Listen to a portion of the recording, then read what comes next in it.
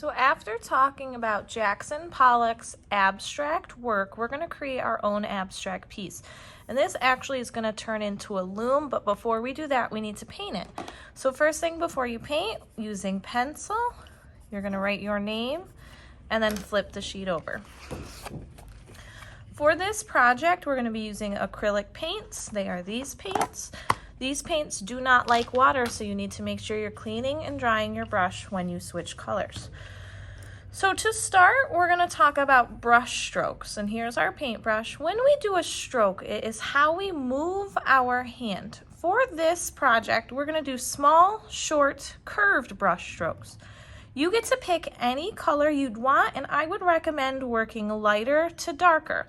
So if you're using a lighter color, so yellow, orange, or even the gold, do those first before you move to the darker colors like black, the blues, and the greens. So working in small, tiny brush strokes, you're going to kind of flick your wrist and your fingers to create the illusion, just like Pollock's work. What's nice about this piece is it is very abstract. It doesn't have to look like anything. So start filling up that page with those brush strokes.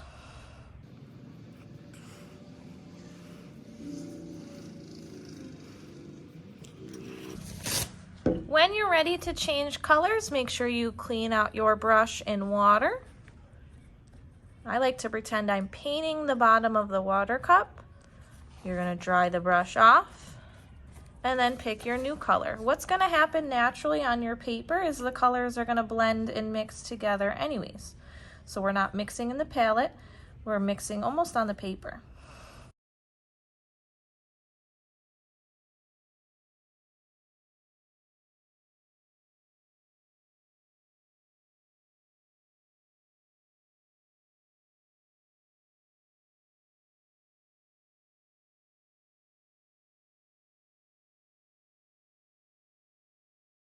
Now that my page is mostly filled up, I'm going to go back in and fill any spots that I think need refilling. So I think my light spot right here is the yellow, and I think I need to add a little bit more red and a little bit more green. So really try to have no white spots on your paper.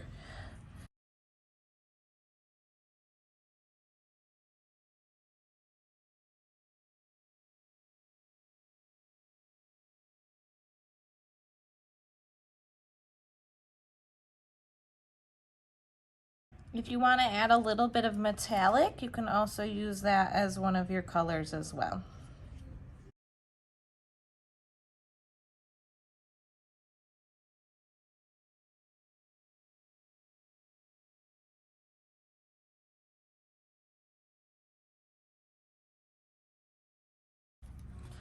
Perfect. When your painting is completely filled up, you're going to pick it up like a pizza and put it into the drying rack. Now that my painting is dry, I want to show you how we're going to turn our paper into a loom, which is something you weave onto. What we want to do first is we want to do a hamburger fold. Hamburger fold is where you take the short edge and line it up with the other short edge so it looks like a hamburger bun, or almost like a birthday card. So I'm going to line up these edges. Notice how I folded it over, lining up this edge and these corners. If it's not perfect, it's okay, as long as it's as close to as you can get it. I'm taking and holding with my helper hands, sliding my fingers, and getting that nice fold or crease. You can see where it looks like a birthday card. Now on the open side, not the folded side, the open side, and I'm going to turn it so you can see. So the open mouth is facing me. It's like it's eating my hand. I'm going to make a tiny fold going up or backwards towards the side I already folded. And it's going to be a little small one, about the width of my thumb.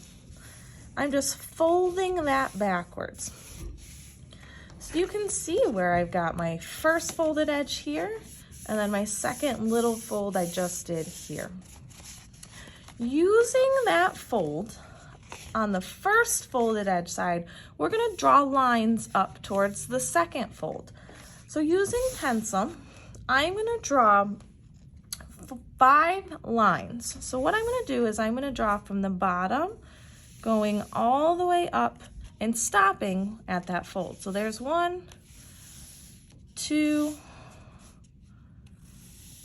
3, 4, 5, and it looks like it can actually fit a 6. So if you can fit a 6, put a 6 in there. Notice how my lines are vertical going up and down and they do not cross. Next, what we're going to do is we're going to cut on the folded edge side, not the folded over edge side, just the folded edge. And I'm going to cut until I get to that next fold. So I'm cutting, cutting, cutting, cutting, cutting, and stop. Do not cut all the way through. I'm cutting, cutting, cutting, cutting, and then I stop. Don't cut all the way through. And you're going to cut all of the lines.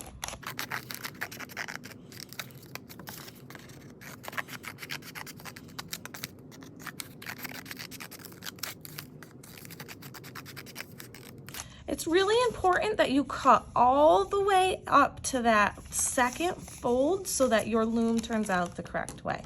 Then, very carefully, you can unfold this edge, open up your paper, and you will have all of these cuts, but no open space at the end.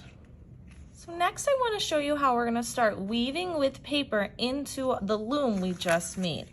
You will have the option of white strips of paper or black strips of paper, or if you want to do a combo of the both, you can. I think for mine, I'm going to use the black paper just because I like how it looks in contrast with my rainbow.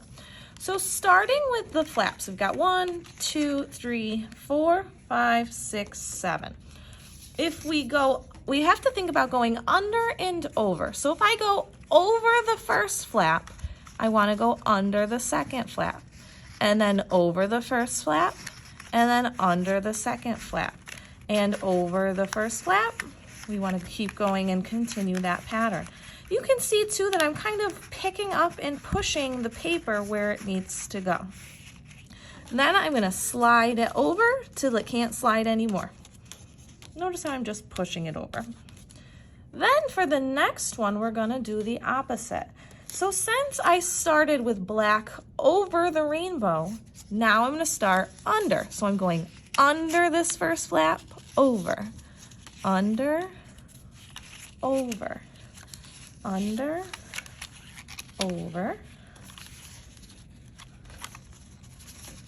under, and then over.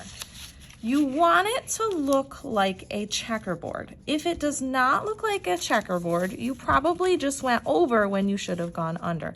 I'll show you that next. So if I made the mistake of doing the same thing as the one in front of it, it would look something like this.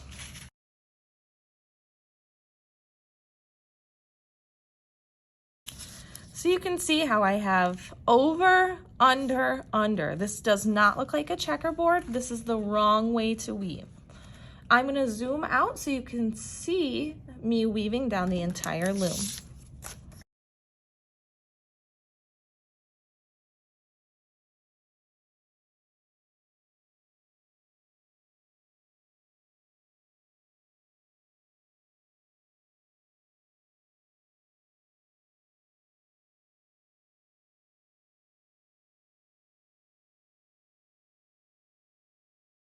So as I get closer to the end, you'll see I'm running out of loom to weave on. To make sure you can fit your last piece or strip of paper in, make sure all of your strips are as far over to one of the sides as it can. I'm pushing mine to the left, so I'm just going to go through and really make sure they're as far over as they can. This is also important because these weaving pieces will also hold each other in place. So if the tighter they are, the more they will hold. So I have one here. You'll notice too, some of the strips of paper are thinner or not as wide as the other strips. So you're gonna wanna find a strip that you think will actually fit in there. You can also make your cuts a little bit longer if you have to, just by sticking your scissors in and doing a little bit of a snip if you need to.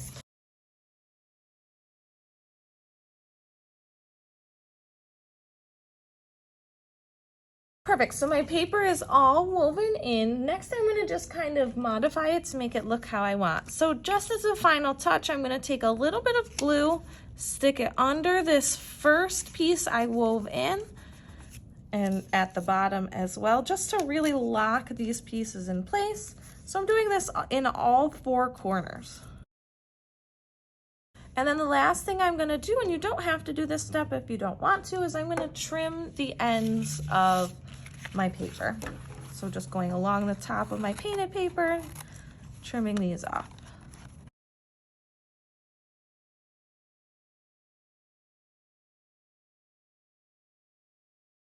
If you see any pieces too that are sticking up, you can always put a little bit glue underneath them to really secure them in place. Double check to make sure that your name is still visible on the back. I'm gonna rewrite mine just in case, like that, and voila, you have a finished paper weaving. One extra bonus step, if you're interested too, you can use the metallic Sharpies to draw on your pages that you wove in. So I've woven the black, and I'm just gonna add a few extra details with that metallic Sharpie.